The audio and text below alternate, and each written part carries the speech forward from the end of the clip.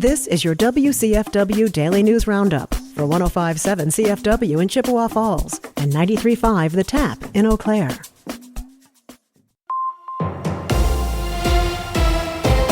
For 105.7 CFW News, I'm James Kelly.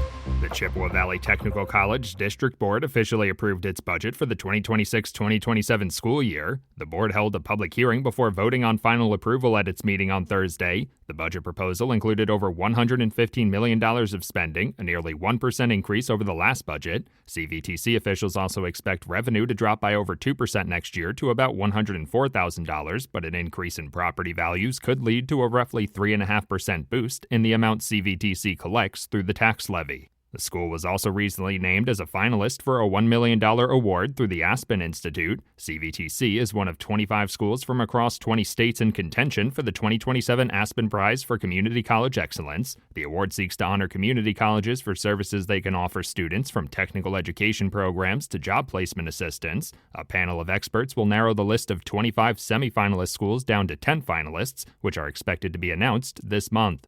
The Wisconsin State Patrol is sharing information on its aerial enforcement efforts in Eau Claire County last week. According to a press release, 21 traffic stops were conducted along I-94 during the 2.5-hour period on Thursday. They say the average speed of the vehicles they pulled over was 79 miles per hour in the 60-mile-per-hour work zone. The highest speed recorded during the aerial enforcement period was nearly 84 miles per hour. State Patrol officials are reminding residents to practice safe driving habits and follow posted speed limits, especially in construction zones. Eau Claire transportation officials are warning drivers about a planned overnight construction project on Hastings Way this week. According to a press release, the roadway maintenance project will cover from Claremont Avenue to Seymour Road. In order to minimize the project's impact on daytime traffic, construction work will take place from 9 p.m. to 6 a.m. through Friday. The project will include some single-lane closures as well as moving lane closures, so drivers should practice caution in the area and follow all posted work zone speed limits. For 105.7 CFW News, I'm James Kelly. With Civic Media News, I'm Terry Miller. Wisconsin's classrooms are facing a growing crisis, and officials say the problem goes beyond just hiring. Poor retention and new graduates leaving the state are driving a teacher shortage that shows no signs of slowing down. But there may be a new solution in the works. Back in 2024, Congress approved more than $500,000 in federal funding to launch a teacher apprenticeship program right here in Wisconsin.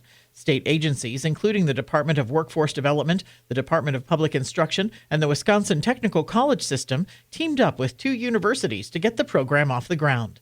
The idea: let aspiring teachers earn while they learn, instead of the traditional path, a short internship, a bachelor's degree, and 1 semester of student teaching. This program flips the script entirely. Apprentices work inside classrooms now in support roles while training for their teaching credentials. And a prominent voter advocacy group is taking Wisconsin to court over how absentee ballots are handled when information is missing. The League of Women Voters of Wisconsin has filed a legal challenge against the state's current law, arguing it gives individual county clerks too much power to simply reject ballots without ever notifying voters there's a problem. They're asked to a Dane County judge require all clerks to notify voters when something is missing and give those voters a chance to fix it before their ballot is thrown out. That fix-it process is known legally as curing a ballot. The case puts a spotlight on inconsistencies in how absentee ballots are processed across Wisconsin and whether voters are being treated equally, regardless of where they live. And Wisconsin farmers are getting hit from multiple directions, and they want Washington to know it. Senator Tammy Baldwin met with farmers in Janesville this week, hearing firsthand how global tariffs, rising diesel prices, and disruptions in the Strait of Hormuz are putting serious pressure on agricultural operations across the state.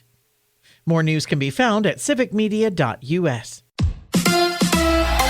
The Miz wins again. Hi, I'm Mike Clemens with Sports Baseball. The Brewers are back home at AmFam Field to host the Giants after beating the Astros yesterday in Houston 2-0. Another shutout performance by The Miz. Jacob Mizorowski. Was he as good as he was on Memorial Day? Pat Murphy. Did he have his best, most crisp stuff? No, but he gave us 7 innings and probably could have gave us a little more, but we want to be smart about everything we do there. His delivery was a little clunky. I think he'll tell you that. College baseball, the UWM Panthers play their final game tonight in a rematch against the Auburn Tigers, part of the NCAA Regionals. Auburn won in last night's game 8-1. The Wisconsin Badgers have hired a new general manager. He's 50-year-old Morocco Brown, an NFL exec who has worked for 4 different teams, most recently the Indianapolis Colts, where his GM there, Chris Ballard, a Badgers alum, served on the search committee for Wisconsin. With sports, I'm Mike Clemens.